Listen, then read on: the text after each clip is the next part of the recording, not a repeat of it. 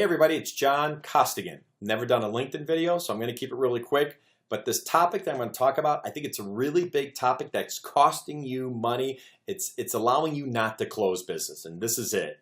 You are losing control of the sale. You are like the tail wagging the dog, and they're having you run around doing a lot of work without knowing what happens when you get done doing it. That's number one. But number two, you're losing control of a lot of the little tiny steps that are in those processes. Let me give you a very simple example. I'm talking to a sales rep in Houston. I was just in Seattle this past week, okay, and just got home late last night. Last week I saw this happen with another client, and it's almost like when you buy a new car, you see it everywhere. I'm starting to see this everywhere. Sales reps are losing control. The gentleman in Houston, what he was doing was he was calling into the CEO's office, and he was having a conversation. And there's a lot of things we've changed to our programs now, because I know a lot of you know I've done all the live calls, right? I mean, I've done them in Dubai and Detroit and Dublin, Ireland. I mean, I've made live phone calls all over the world, right? And I showed my audience how to get in the door, okay? And we do it live. But what I will tell you is we've had to change this, because what I did 10 years ago what I did 3 years ago does not work today. It doesn't.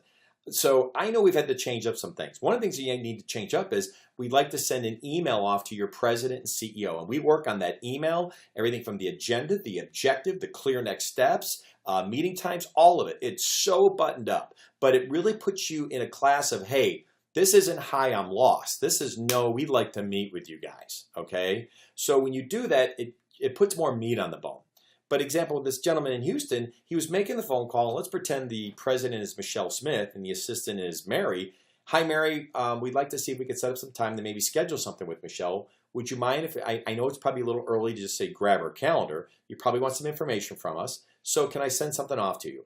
Sure. Everybody says yes to that. I mean, it's really rare they don't say. They're like, sure, send away, right? Confirm your email, send it off. But then he was hanging up.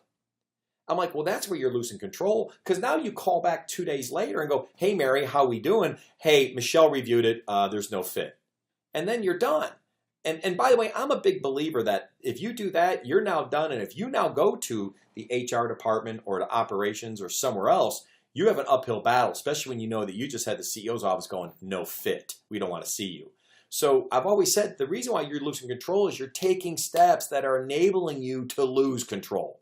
And there's also steps you're not taking. Here's one step he wasn't taking. When you're on the phone with Mary and you send the email off, you go, hey, Mary, one last thing. I know with what our organization does, we focus on, and for example, I was representing a consulting firm. So I said, hey, we work with people. It's not about getting you more people, it's about getting more out of the people you have. So in this email, I'm going to lay that out to you. But hey, can you please send me over to HR? I know no matter what we do, HR is very heavily involved in these conversations because they're all about people. As well as operations, we look a lot at project management and your processes internally. So I want to make sure I actually reached out to them as well. Could you please forward me over there or give me their names and I'll follow up? Thanks. That's taking control. The part where you don't take control is where you go, hey, here's what not control is. Hey, Mary, so would you happen to know anybody else who might have some challenges or issues with project management or something like that? I used to do that. I don't do that now. Why? I pretty much know the role of who I need to speak to. So I'm just going, hey, listen, can you help me? Can you forward me over to this organization? Because I know I'm going to have to talk to them based on the letter I'm sending the president. You're in control of this call. Instead of throwing the control over to Mary, because a lot of times she might say, well, I'll tell you, well, let me take a look at your letter, John. I'll get back to you. And that's where you start to get these subtle little resistance messages or the objections you get that could stop this train in its tracks, okay? You know, I could tell you the one thing that really frustrates, I'm sure all of us, is when you run around doing a ton of work without knowing what happens when you get done doing it. Don't do that. That's losing control. Remember, they control, the customer has the problem. You are the process. You know, can you imagine sitting in front of a doctor? I mean, I ruptured an Achilles. I just got the cast off, right? And I'm only using this as an example because I just said this in Seattle this week. I said, can you imagine when I look at the doctor and he goes, yeah, you ruptured your Achilles. And the doctor goes, so John, what do you want to do? I'm like, what do you mean what do I want to do? You're the doctor. You tell me. Well, how does this work? Okay?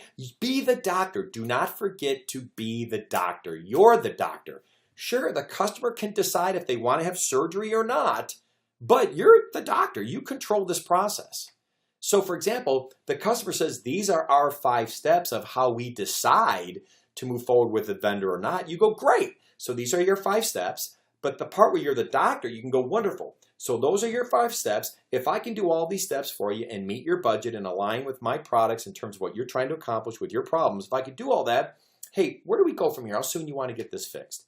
If they go, well, hey, I'm not really sure yet. Let me just see your proposal first. That is a huge red flag of, uh-oh, we're going to start running around doing a lot of work for free. So, hey, I know we're over 5 minutes on this, but I wanted to get this in front of you very quickly. And what I want to say is, listen, don't lose control of the process. You're the doctor. They're not. And if you can try to remember that, I tell you one thing, you're going to start focusing on real deals, and you're not going to start filling out forecasts that truly almost look like the game show host here, the game show here in the United States called Jeopardy, where one of the categories is, I'll take creative writing for 1,000, Alex. That's no fun when your forecast, when you know in your heart and soul that forecast isn't a real forecast. Okay, so hey, good selling. It's my first video. I know it's probably way too darn long, but I hope you enjoyed it. Bye-bye.